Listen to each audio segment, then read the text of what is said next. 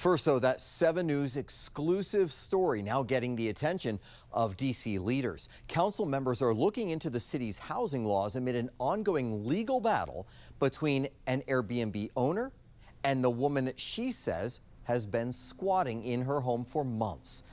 Good evening, I'm Scott Thuman.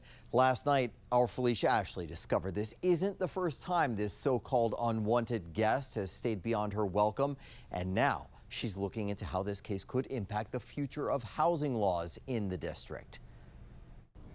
I spoke with sources within district government and learned after seeing our reports, local leaders and lawmakers are discussing changes on how to define tenants and landlords in the district. I also spoke to D.C. Council Chairman Phil Mendelson about my reporting on the accused squatter and homeowners back and forth. I've seen some of the reports. I think it's pretty shocking what they've revealed.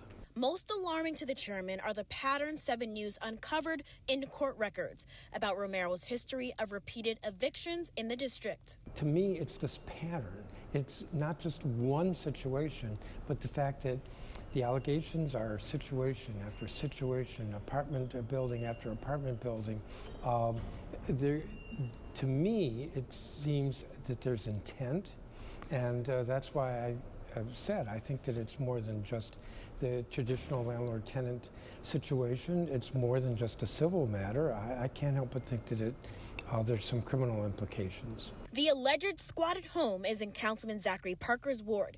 He provided this statement following our reporting, saying in part, quote, "I have asked my legislative team to look into existing law to understand what gaps may exist, and I am prepared to explore the introduction of emergency legislation if necessary." He called the situation ridiculous and said his team is monitoring it, as well as the court's decision, and he's met with the homeowner. Do you imagine that what's being revealed in the reports and the pattern that's been shown could possibly inspire some changes as it relates to tenant and landlords in the district? Well, I'm certainly willing to look at the law. The homeowner and extended guest in the middle of it all? I'm literally helpless, and I'm relying on a court to hopefully see what has transpired and how I was basically connived into a situation. You mentioned that you are going to leave, but you're going to go through the court process. No. Okay. No. I'm going to leave before the court process finishes, but we are still going to go through the court process. The last time they checked, the homeowner said that Romero was inside the house. Court is tomorrow. As of now, Romero is listed as representing herself. Lawmakers as well as council members told me that they will be watching this case as well as the results of court closely. Now reporting from Northeast D.C., Phylicia Ashley, 7 News. Now, legislation in Maryland recently became law to help address a spike in squatting across that state. The bill changes the real estate code to speed up the eviction process. State Senator Ron Watson, who represents Prince George's County, sponsored the measure after alleged squatting incidents happened in his Upper Marlboro neighborhood. The demands for reform have been highlighted in our company's Spotlight on Maryland series.